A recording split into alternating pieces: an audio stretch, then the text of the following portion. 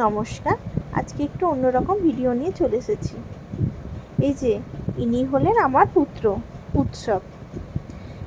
এই যে গায়ে যে কাঁথাগুলো দিয়েছে সেগুলো সব আমার বোনা। তো চলুন আজকে আমার বোনা কয়েকটা কাঁথার ডিজাইন আপনাদের সাথে শেয়ার করি। এখন বাজারে নানা রকমের প্যাম্পাস উঠলেও সেই আগের দিনের মতো কাঁথার একটা আলাদাই গুণ আছে। ও দিদুন ওর জন্য ওরে বাবা অনেক কাঁথা বানিয়েছে, অনেক। কিন্তু আমার মনে হলো আমার ছেলের জন্য কিছু কাঁথা আমি বুনি। এই কাঁথার যে পাড়গুলো বসেছে চারপাশে সেগুলো সব মা বসিয়ে দিয়েছে।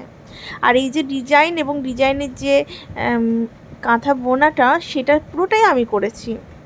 এখানে একটা ছড়াও লিখেছি, কোথা থেকে এলে খোকা, কে পাঠালো তোরে, কে দিয়েছে এত হাসি কচি মুখ ভরে, এতদিনে খোকা বাবু মিটলো মনের স্বাদ, ভালো থেকো সুখে থেকো, করি আশীর্বাদ। এই কাঁথাগুলোর মধ্যে আপনাদের সব থেকে কোন কাঁথাটা ভালো লেগেছে আমাকে কমেন্ট করতে ভুলবেন না যেন।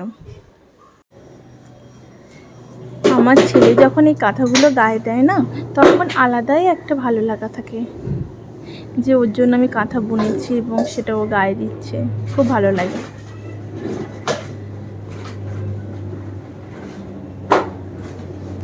এখানে একটা ফুলের মতো ডিজাইন আমি করেছি। আপনাদের কাদের কাদের সেলাই ভালো লাগে অবশ্যই জানাবেন এবং কী ধরনের সেলাই আপনাদের ভালো লাগে।